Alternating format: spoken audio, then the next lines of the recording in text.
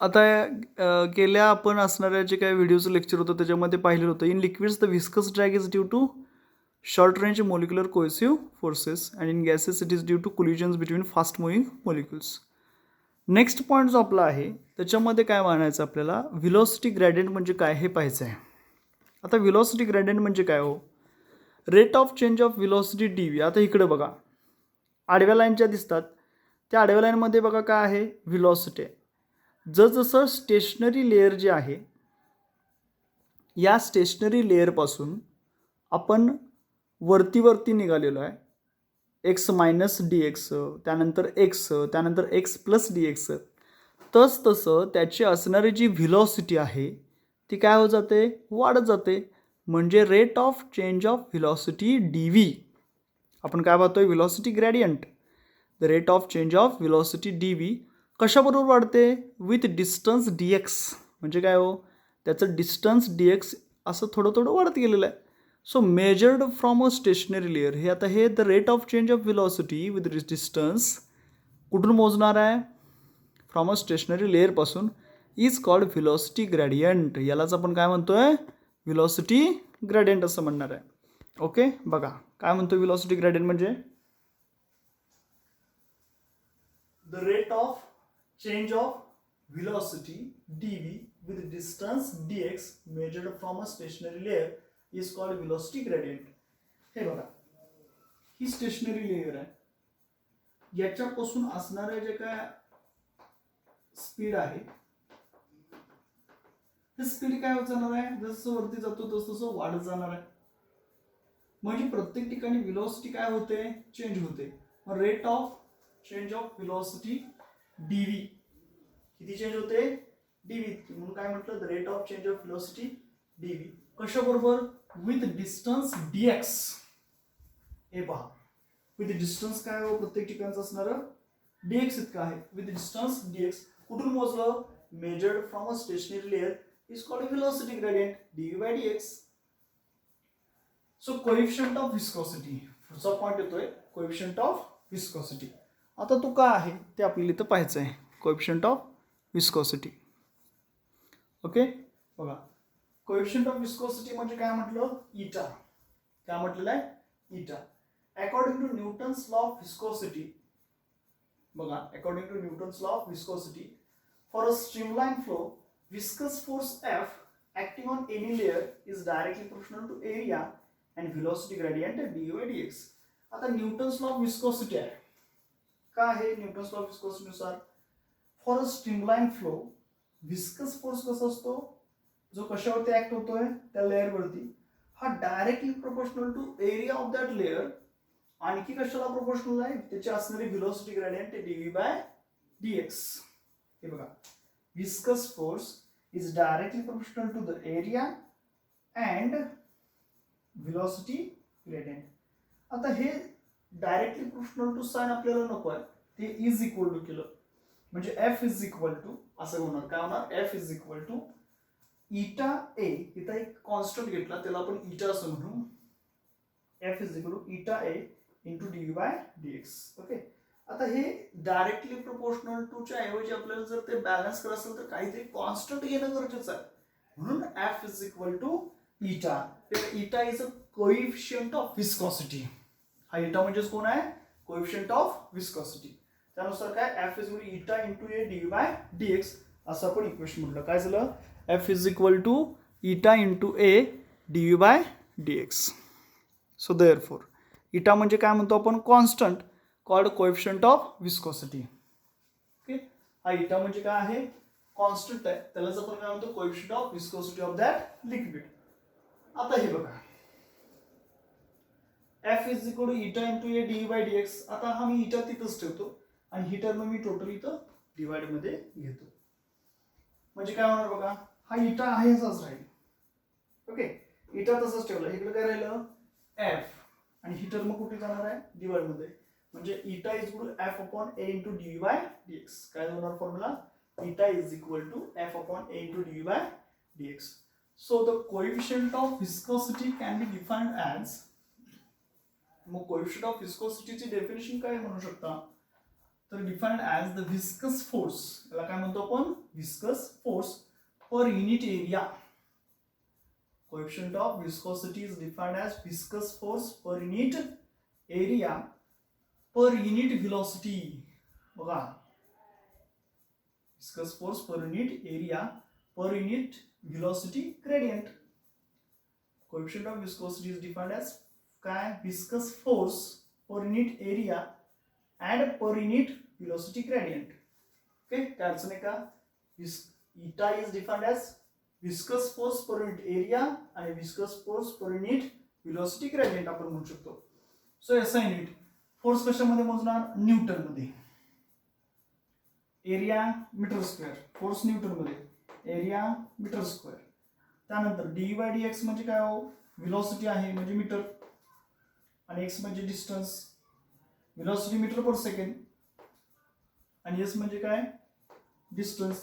M line काय होणार आहे, कॅन्सल राहणार काय बघा, एन हा जो एस आहे, एम लाईन कॅन्सल झाला, तो अंशाचा परत डिनॉमिनेटर मध्ये आहे, तो वरती जाईल, N S upon metre square. Area metre square मध्ये मोजणार म्हणजेच N S metre square. Okay, so therefore S म्हणजे बघा newton second per metre square. काय झालं, newton second per metre square. आणि त्याचं सीजीएस युनिट काय असणार आहे, पॉइंट्स. सो आपल्याला या ठिकाणी काय मिळतं, त्याचं असणारं रिस्पेक्टिव्ह कोएफिशिएंट ऑफ विस्कोसिटीचं रिस्पेक्टिव्ह असणारं जे काय युनिट आहे ते आपल्याला भेटलेलं आहे. ओके, काय काय म्हटलं आपण, व्हेलॉसिटी ग्रेडियंट म्हणजे the rate of change of velocity with distance measured from a stationary layer is called velocity gradient. त्यानंतर आपण काय म्हटलं, कोएफिशिएंट ऑफ विस्कोसिटी म्हणजे काय, according to Newton's law of viscosity for a streamline flow viscous force acting on any layer is directly proportional to area and velocity gradient d by dx. So according to Newton काय, viscous force is directly proportional to area आणि की directly proportional कशाला आहे, velocity gradient ला. velocity gradient म्हणजे म्हटलेलं आहे बघा वरती, change of velocity with distance measured from stationary layer. So f is equal to eta into a dv by dx. इटा म्हणजेच कोण आहे ॲक्च्युली, इटा इज अ कॉन्स्टंट, त्याला आपण काय म्हणायचं आहे, coefficient of viscosity of the liquid. मग याच्यानुसार इटा इज इक्वल टू काय फॉर्म्युला होतो, F upon A into D V by D x. Okay, आता हा इटा म्हणजेच काय आहे हो, coefficient of viscosity can be defined as the viscous force per unit area per unit velocity gradient. याचं एस आय युनिट काय म्हटलं, न्यूटन सेकंड मीटर पर मीटर स्क्वेअर.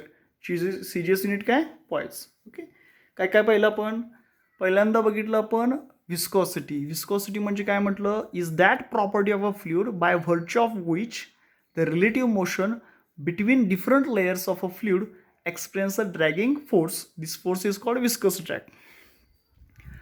आता हे जे काय आपल्याला डेफिनेशन दिलेलं आहे विस्कस ड्रॅग म्हणजे, साधं एक एक्झाम्पल मी तुम्हाला सांगितलं की नदीमध्ये असणारं जे पाणी आहे ते मधल्या पार्टमध्ये काय होतं, मॅक्झिमम स्पीडनं फ्लो होतं.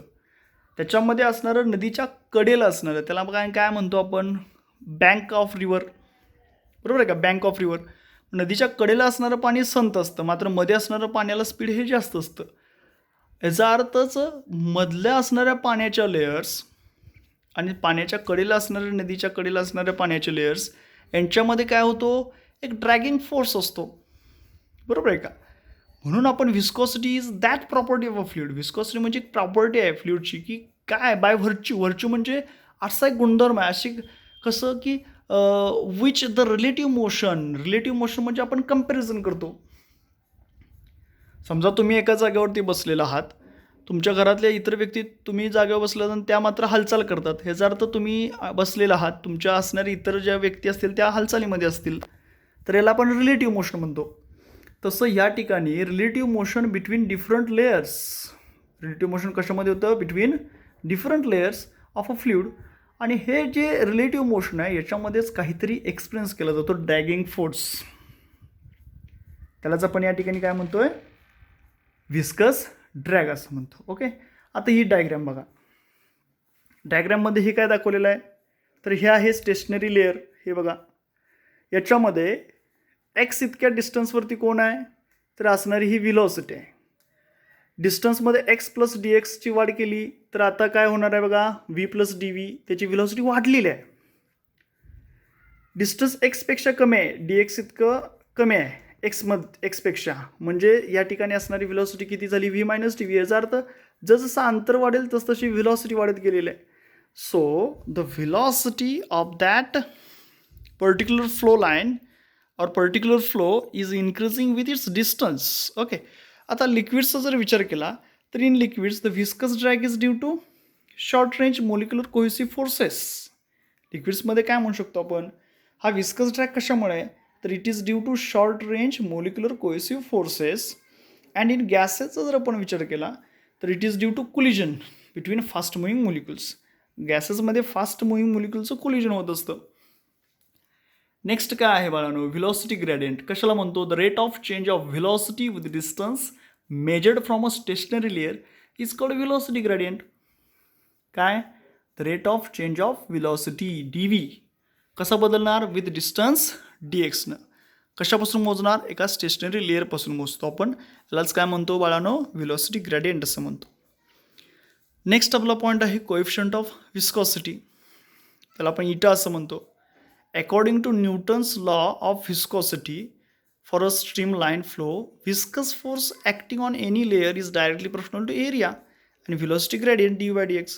So force is directly proportional to area.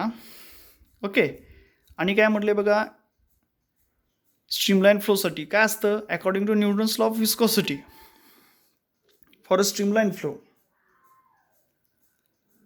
Viscous force acting on a layer is directly proportional to area आणि विस्कॉसिटी ग्रेडियंट. तेच तर लिहिलेलं आहे. आणि हे जर आपल्याला इज इक्वल टू करायचं असेल तर आपल्याला कॉन्स्टंट घ्यावा लागतो, त्याला आपण इटा म्हटलं.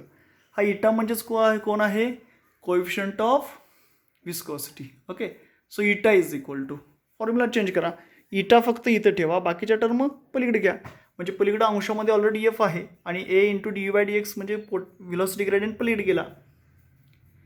So the coefficient of viscosity can be defined as the viscous force per unit area.